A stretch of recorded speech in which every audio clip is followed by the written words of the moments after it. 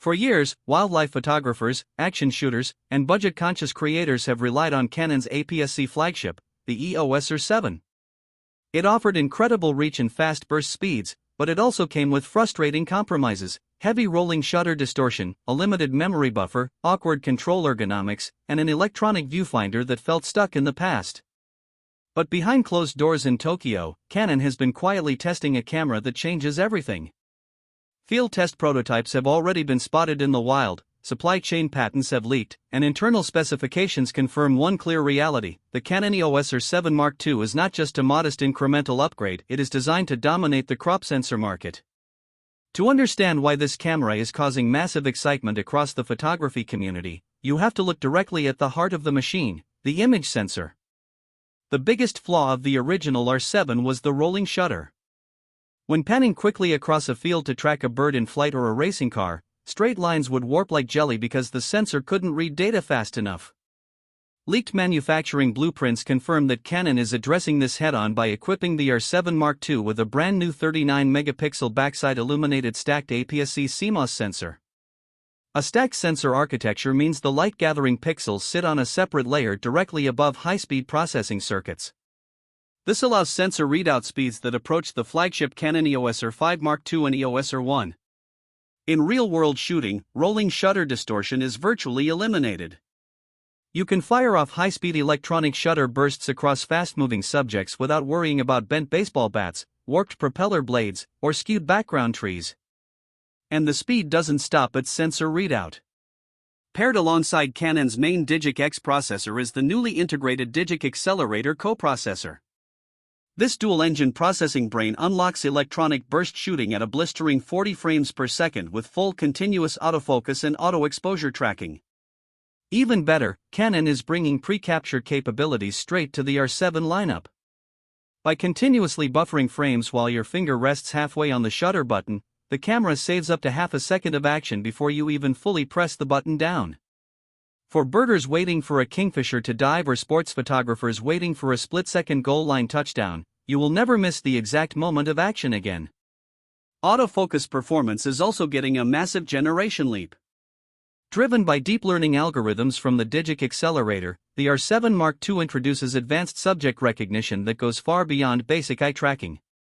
The camera now locks onto birds, horses, aircraft, trains, cars, and human faces with sticky precision, holding focus even when the subject is obscured by branches, dust, or fast-moving foreground obstacles. One of the biggest complaints from professional photographers using the original R7 was the body layout and storage bottlenecks. Canon tried an experimental rear-wheel design around the joystick on the original model, which many users found awkward during intense shoots. Internal chassis leaks show that Canon listened to that feedback.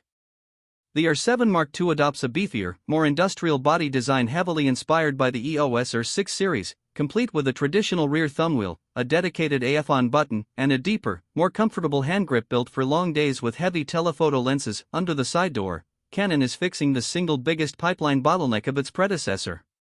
While the original camera relied on dual SD card slots that quickly filled up during high-speed RAW bursts, the R7 Mark II moves to a hybrid dual-slot setup, one ultra-fast CFexpress Type-B slot paired with one high-speed UHS-2 SD card slot.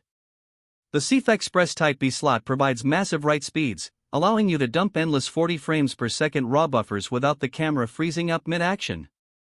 Power delivery is also upgraded to the new LPE6P high-capacity battery, ensuring the high-speed sensor and processing engines receive stable power during extended high FPS burst sessions. Looking through the viewfinder will feel like a night and day difference as well, thanks to an upgraded high-resolution, low-latency electronic viewfinder with higher refresh rates and brighter HDR preview capabilities. On top of that, Canon EOS updated in-body image stabilization system is expected to deliver up to 8.5 stops of coordinated shake compensation, allowing for tack-sharp handheld shots at slow shutter speeds without a tripod. For video creators, the stacked 39-megapixel sensor opens up serious hybrid potential.